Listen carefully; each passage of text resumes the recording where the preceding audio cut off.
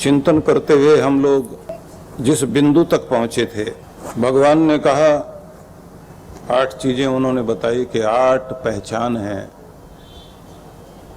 मतलब 8 श्लोक उन्होंने कहे जिसको अमृताष्टकम रूप में गीता के 12वें अध्याय में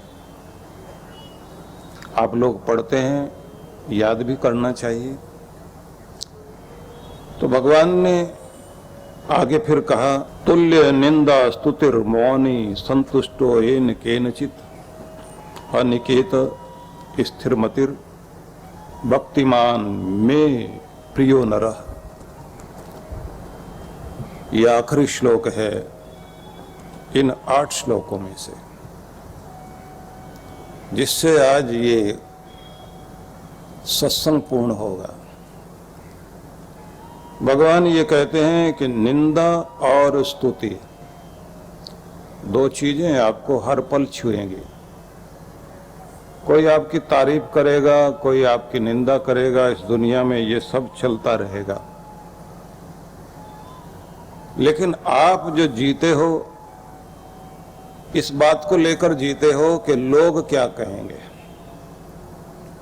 और इस दुनिया में यही सबसे बड़ी मुसीबत है, दुनिया का सबसे बड़ा रोग, क्या कहेंगे लोग। हर पल हमारा ध्यान दूसरों की तरफ रहता है। वो ये कह देगा, वो हंस देगा, वो मजाक उड़ाएगा, लोग क्या कह देंगे। इंसान की मान प्रतिष्ठा सब लोगों पर निर्भर करती है।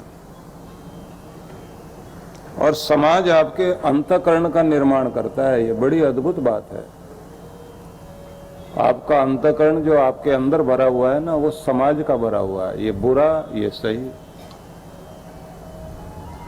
और समय समय पर अंतःकरण में बैठाने के लिए बहुत तरह की कुप्रथाएं शुरू हुई और लोगों ने उसी को सही मान लिया। उसमें से एक प्रथा थी सती प्रथा। कोई महिला विधवा हो गई, अब उसे ले जाएंगे और कहेंगे आप पति के साथ चिता में जल जाओ।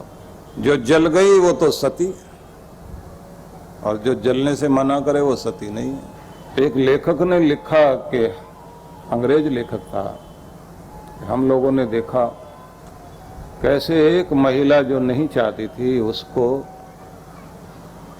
अफीम का नशा कराया गया। फिर उसी नशे में उसको सजाकर गीत गाते हुए उसको लेकर गए और फिर चिता में चढ़ा दिया आग में। अब वो आग, भयंकर आग से डर के जैसे भागे तो लंबे लंबे बांस से धकेल कर चिता में डाला गया।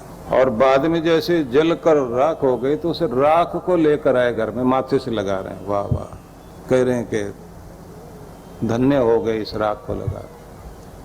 किसी की जिंदगी जलाकर आपने कौन सा धर्म पा लिया।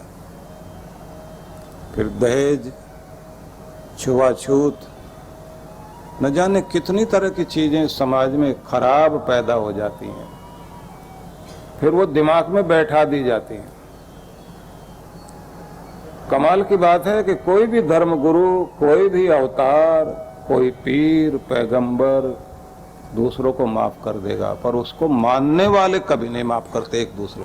इतनी कठोरता, इतनी निर्दयता, तुमने तो अपमान कर दिया हमारा, हमारे धर्म का, हमारे मत का, हमारे पंथ का, हमारे संप्रदाय का, हमारे मजहब का अपमान हो गया। तो समाज हमारे अंतःकरण का निर्माण करता है और कितना कठोर कर देता है कि आप देखिए, मजहब के नाम पर कुछ लोग आते हैं और दूसरों को गोलियों से, बम से उड़ाकर उनको लगता है उन्हें जन्नत मिलेगा, उन्हें स्वर्ग मिल जाएगा। किसी की जान लेकर कुछ मिलेगा। फिर वे लोग भी तो हैं जो मुर्गे बकरे भेंट करके देवी माता को, माँ तो दयालु होती है ना, वो किसी का खून लेकर के क्यों प्रसन्न होगी। लेकिन प्रथाएं हैं, वैसी चीजें लोग। और फिर वो तांत्रिक लोग जो किसी के बच्चे की बलि लेने के लिए भी किसी को प्रेरित कर देते हैं। तो ये है क्या चीज है। इसलिए गुरु की जिम्मेदारी होती है कि वो समय समय पर समाज के अंदर सही चीजों को उत्पन्न करे, सही दिशा में लाए, डर निकाले, लोगों की शक्ति बने।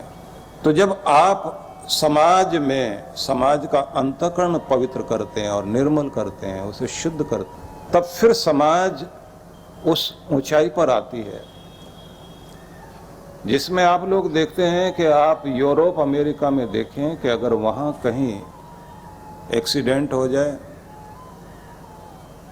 तो वहां का आदमी केवल एक काम करता है, सोचना गवर्नमेंट को देगा, गवर्नमेंट पहुंच जाएगी। यहां भूकंप आए भारत में या सुनामी आए, बाढ़ आए, दुर्घटना घट जाए, कुछ भी हो, यहाँ गवर्नमेंट बाद में पहुंचती है, पहले यहाँ का आदमी पहुंचता है सेवा करने के लिए। उसको किसने बताया? ये धर्म बताता है उसको कि जाओ सेवा करो। गरीब से गरीब भी जा करके अपने घर से थोड़े में से थोड़ा देकर भी सहायता करेगा। शुरू में हम लोगों ने एक कार्यक्रम जब आयोजित किया था जिसमें था कि समाज के वृद्ध जनों को, वरिष्ठों को, सीनियर सिटीजन को, जिन्होंने समाज को बहुत कुछ दिया, उन्हें सम्मानित करो और जनरेशन गैप खत्म होना चाहिए। तो उसी में समाज के वे लोग जिन्होंने आदर्श कायम किए, उन्हें हम लोगों ने सम्मानित करने के लिए दिल्ली के तालकटोरा स्टेडियम में एक समारोह रखा। तो उसमें डॉक्टर त्रेहन, जो उस समय हार्ट ऑपरेशन के मामले में बहुत बड़े उन्होंने कीर्तिमान स्थापित किए, उनको बुलाया। हिमालय में वृक्ष बचाने के लिए जिस व्यक्ति ने अभियान शुरू किया, चिपको आंदोलन, वो पेड़ से चिपक जाते थे, कोई अगर काटने जाता था पेड़ को कि पहले हमारे ऊपर कुल्हाड़ा चलाओ, तो व्यक्ति थे सुंदरलाल बहुगुणा। एक सन्यासी थे, 105 साल की उम्र थी, स्वामी कल्याण देव जी महाराज, उनको आमंत्रित किया। और जो हमारे देश के राष्ट्रपति रहे हैं शंकर दयाल शर्मा, वो उस कार्यक्रम में आमंत्रित किए गए। तो उस कार्यक्रम में और भी बहुत महत्वपूर्ण लोग थे। तो एक मुस्लिम सज्जन को बुलाया हम लोगों ने।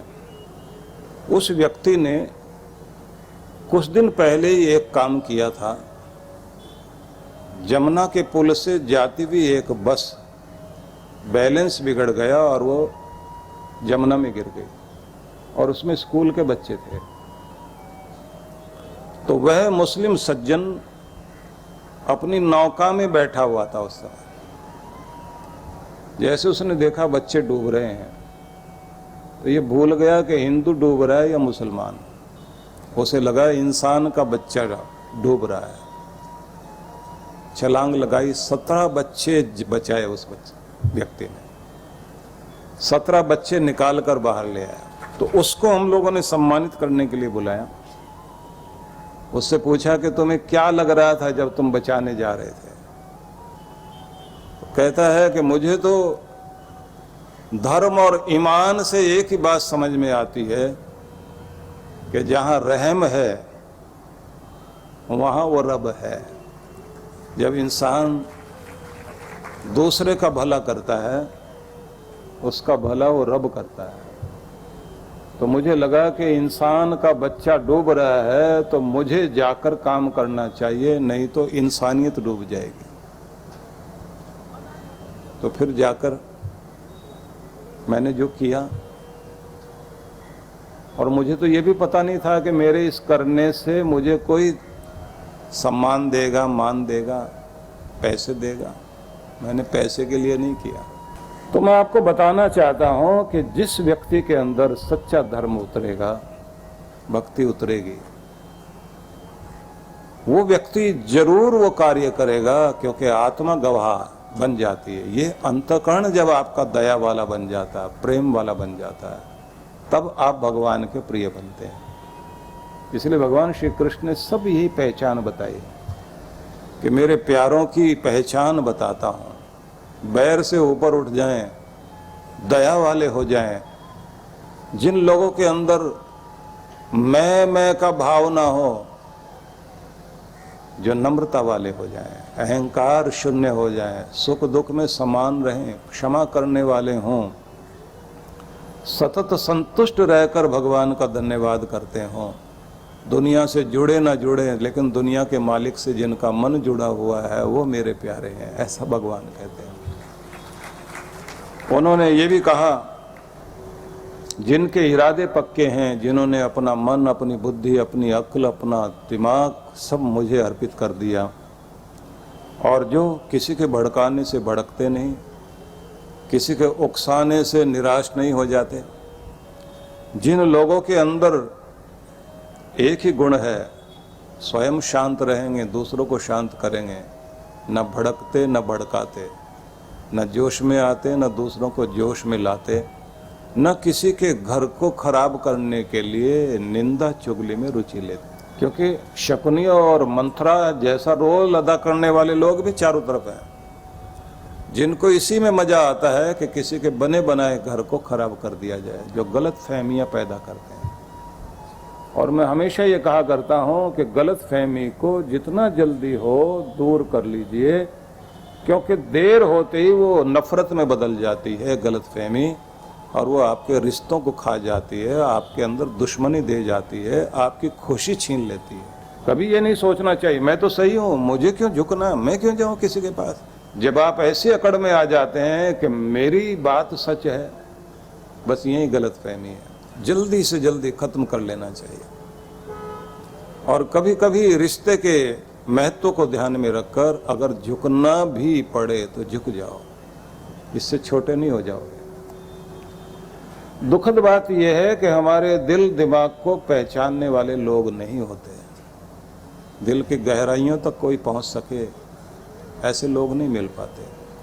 इसलिए कभी कभी हमें ऐसे लोगों के बीच या जिंदगी के ऐसे भी अवसर होते हैं, रिश्ते होते हैं, लेकिन रिश्ते निभाने में गलत के सामने भी झुकना पड़ता है, दूसरा आपको समझता ही नहीं है। तो एक जैसे कॉन्ट्रैक्ट साइन करके रह रहे हो ऐसे भी जीना पड़ता है, लेकिन फिर भी फर्ज महत्वपूर्ण होता है। प्यार से निभाते जाएं, जिंदगी को मिठास से भरपूर कर दें। तरीके होते हैं, कहते हैं ना कि जब एक महान संत हुए जो उस समय काशी में बड़ा नाम होता था संतों का, तो काशी के अंदर पहुंच गए। काशी में जैसे पहुंचे तो वहां के संतों ने खलबली मच गई, ये क्यों आ गए यहाँ। तो एक महान संत ने अपने शिष्य से कहा कि उस संत के पास ये दूध का कटोरा लेकर जाओ और कटोरा पूरा भर लेना, ऐसा भर लेना कि जैसे छलकने वाला है, और ये दे देना उनको जाके। तो जैसे कटोरा लेकर गए तो उन्होंने भी देखा, उसको माथे से लगाया और फिर एक बताशा लिया, वो डाल दिया उसमें और कहा कि ले जाओ महाराज को देना। कटोरा जैसे वापस लेकर गए तो उन्होंने भी माथे से लगाया, मुस्कुराते हुए रख दिया। शिष्यों ने पूछा कि समझ नहीं आई बात, आपने भरा हुआ कटोरा भेजा, उन्होंने बताशा डाल के भेज दिया। बोले हमने ये कहा था कि महाराज यहाँ तो पहले ही बहुत भीड़ है, जगह ही नहीं है, संत ही संत हैं यहाँ, तो ज्ञानी ज्ञानी है, और ऊपर से आप आ गए हो। तो उन्होंने बताशा डाल दिया इसमें और ये कहा कि हम भी यहाँ भीड़ बढ़ाने नहीं आए, हम तो इस भीड़ में मिठास घोलने के लिए आए हैं, बताशा डालने आए। मतलब हम भीड़ नहीं बनकर आए हैं, आपके अपने बनकर आए हैं, आपके दिल में जगह चाहते हैं, इस भूमि पर जगह नहीं चाहिए हमें। तो आपको ये निवेदन करना चाहता हूं कि जब आप दिलों तक पहुंचने की चेष्टा करते हैं, एक न एक दिन जीत लेंगे आप। अमेरिका में एक डॉक्टर हैं जो एक प्रयोग करते हैं, जिन लोगों के रिश्ते बिगड़ जाते हैं पति पत्नी के, उनको काउंसलिंग के लिए बुलाते हैं। बुलाने के बाद ये कहते हैं भाई मुझे एक मौका दो, तुम्हारा ट्रीटमेंट करूं। इससे पहले तुम एक काम करना, 3 महीने तक एक दूसरे के बारे में डायरी में अच्छी बातें लिखो। और अच्छा ही सोच। उसके बाद 3 महीने बाद आपके अंदर जितनी भी भड़ास है वो मेरे सामने आके निकाल लेना। बस 3 महीने तक आप उसको बुरा है, ये करता है, ये वो करता है, इसकी माँ ने ये सिखाया, बाप ने ये सिखाया। पति के साथ बड़ी मुश्किल होती है। पत्नी तो कहती है इसकी माँ ने सिखाया है, और माँ कहती है इसकी पत्नी ने सिखाया। वो लगता है बेचारा अनपढ़ है, उसको कुछ नहीं आता। बात होती है उसमें यही कहा जाता है इसकी माँ ने सिखाया हुआ है इसको, तभी ऐसे बोलता है। और जब वो अपनी माँ को समझाने जाता है तो माँ कहती है जरूर इसकी पत्नी ने सिखाया, नहीं तो ऐसे बोलता है।